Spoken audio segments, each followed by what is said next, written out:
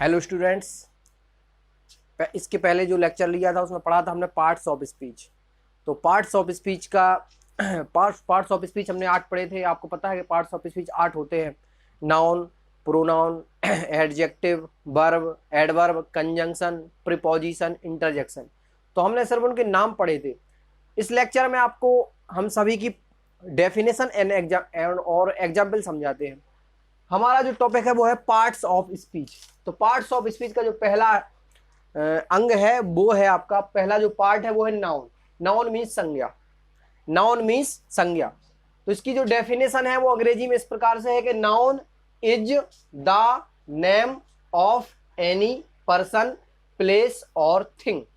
फिर से एक बार सुनिएगा, अंग्रेजी में जो इसकी डेफिनेशन है वो है noun is the name of any person, place और थिंग। तो हिंदी में इसकी परिभाषा इस प्रकार से है, किसी व्यक्ति, वस्तु या स्थान के नाम को संज्ञा कहते हैं। किसी व्यक्ति, वस्तु या स्थान के नाम को हम संज्ञा कहते हैं। यहां पर 3 चीजें महत्वपूर्ण हैं। व्यक्ति, पहला है व्यक्ति, दूसरा है वस्तु, तीसरा है स्थान। इस ब्रह्मांड में जितनी भी चीजें हैं वो सब नाउन में इंक्लूड होती हैं और वो तीनों चीजें व्यक्ति, वस्तु और स्थान के अंतर्गत आ जाती हैं। तो यहां पर हमने एग्जाम्पल लिया है, जैसे व्यक्ति, किसी भी व्यक्ति का नाम। इस बात का ध्यान रखना है कि संज्ञा जो है वो किसी का नाम है, कोई वस्तु संज्ञा नहीं है। उस वस्तु का नाम यदि हम लेते हैं तो वो संज्ञा है। तो यहां पर जो नाउन है, व्यक्ति का नाम, किसी भी व्यक्ति का यदि हम नाम लें, राम, मोहन, सीता, राधा, गीता, ईटीसी, किसी भी व्यक्ति का यदि हम नाम लेते हैं तो वो नाउन है। किसी भी वस्तु का नाम लेते हैं, जैसे fan, chair, knife, pen, book. Fan means पंखा, चेयर मीन्स कुर्सी, नाइफ मीन्स चाकू, पेन मीन्स कलम और बुक मीन्स पुस्तक। किसी भी स्थान का हम नाम लें वो भी नाउन है।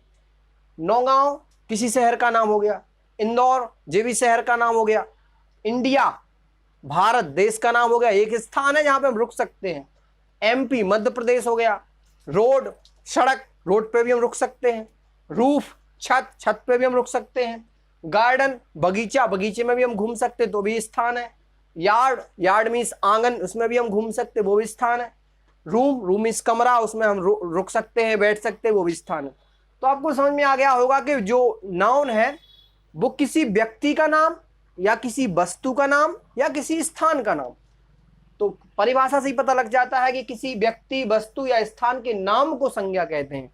किसी व्यक्ति, वस्तु, स्थान का जो नाम है उसी को संज्ञा कहते हैं, उसी को नाउन कहते हैं। तो इज दैट क्लियर?